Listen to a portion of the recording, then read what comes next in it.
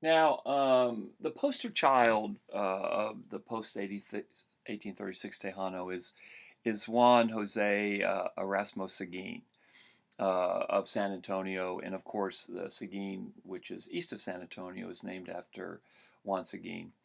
And once again, his life embodies the post 1836 Tejano experience. Um, he was born in 1806 into a very high status elite Tejano family in San Antonio. Uh, his father was an ally to Stephen F. Austin. Target talks about this. Stephen F. Austin's brother actually lived with the Seguin family to learn Spanish. So Seguin is one of those Tejano elites who helps grease the wheels for slavery to come into Texas. He works very, very closely with Anglos such as Stephen F. Austin. And the land that he owned, which is in Seguin, he owned the Seguin family owned about 22,000 acres of land east of San Antonio, and that's a lot of land, 22,000 acres of land. But again, the Seguin family was an elite landholding family that whose landholding rights dated back to the Spanish period, and this land, much of this land now comprises the city of Seguin, Texas. Um, as the Pena Diary talks about, as Chris talks about, Seguin broke for the Texans, the Revolutionary Texans, after 1835. He fought in the Texas Revolution on the side of the Texas Revolutionaries. He was appalled by Santa Anna and how Santa Anna had become a dictator in Mexico. It's but Seguin had no idea really what he was getting into, and I'm not being critical of him.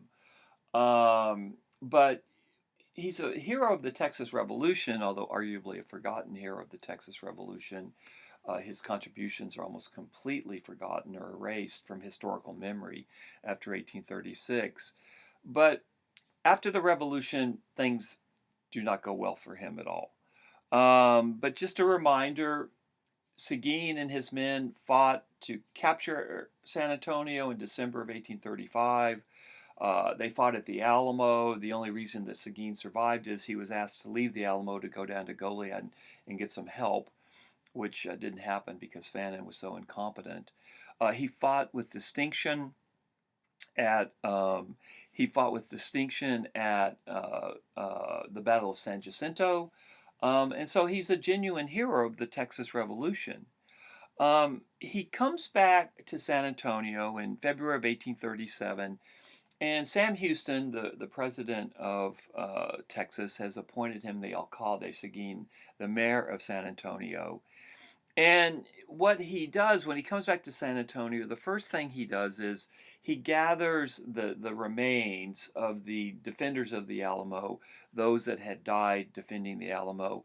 Their bodies had been burned in a couple of different places, but he gathered what remains that he could and gave them a proper burial.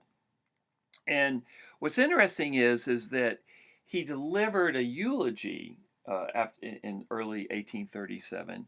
He delivered a eulogy um, to the defenders of the Alamo. And remember, these people had been his comrades, right?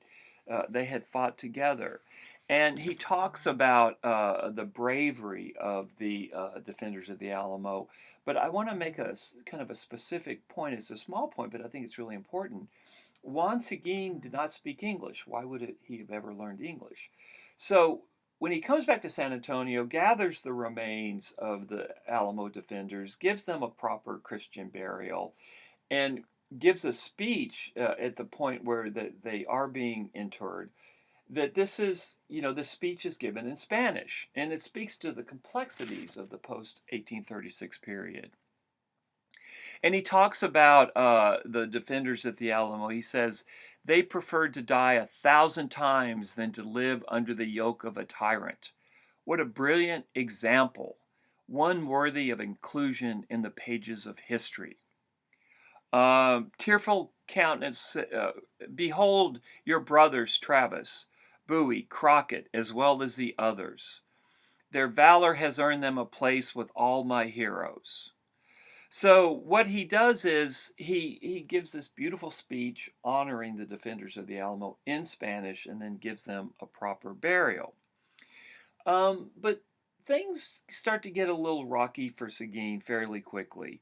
He does serve in the Senate of the Republic of Texas beginning in 1840. Despite his lack of English, he was the chairman of the Committee of Military Affairs, which was a very important committee. Military affairs are always going to be important. He did have a very significant legislative achievement, and he convinced the legislature to every law that was passed was printed not only in English but in Spanish as well. And this, of course, was important for Seguin because he knew very few Tejanos spoke Spanish. He comes back. He comes back to San Antonio, and again he serves as mayor of San Antonio in the early 1840s. And he runs up against a guy by the name of General Houston. This isn't Sam Houston. This is Huston. General Houston, Huston. And Houston, it presents a major problem for Seguin. Houston basically wants land in San Antonio. He literally wants San Antonio to be abandoned and burned to the ground. And the reason for that is if this happens, Houston and his cronies can come into San Antonio and claim the land that was owned by Tejanos.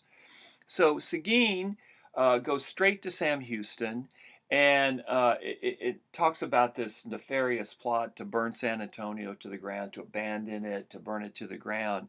And Sam Houston immediately rescinds the order of this other Houston, Huston, which shows, again, that Sam Houston was still working with Tejanos at this point. So, but he made an enemy out of the General Houston, Huston, and this was going to come back later to bite Seguin.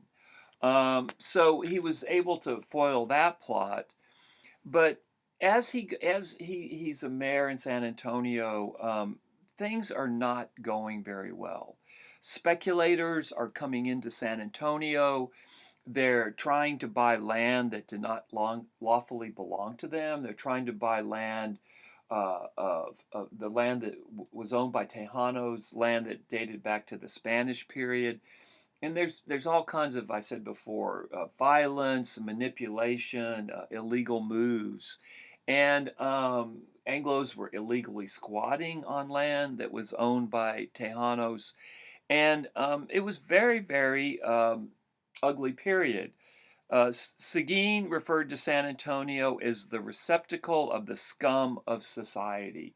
And when he's talking about the scum of society, he's talking about the Anglos that have come into San Antonio and are trying basically to rip off Tejano land and make it their own land. He was constantly having to defend Tejanos against land theft and other kinds of physical and financial intimidation. And by the early 1840s, there was just tremendous hostility in San Antonio that faced by Tejanos by Anglos. Anglos are very, very hostile to Tejanos in San Antonio, and there's less and less Seguin can do about it. He writes, he's talking about the Tejanos that come to him asking for help because he's the mayor of San Antonio. And he asks, can I leave them, the people coming to him for help, can I leave them defenseless, exposed to the assault of foreigners who, on the pretext that they were Mexican, i.e. the people looking for help, on the pretext that they were Mexican, treated them worse than brutes? So this is what Seguin is saying. He's saying that the Anglos, in many cases, that are coming into San Antonio, and it's happening elsewhere in Texas, are treating the Tejanos, because they were Mexican, they're treating them worse than brutes. This isn't only happening in San Antonio. In Nacogdoches in East Texas, Tejanos were literally expelled from Nacogdoches. They were forced out of Nacogdoches and many of them ended up living along the border. So it's a very, very bad scene. It's a very, very bad scene for Tejanos all over Texas in the post 1836 period.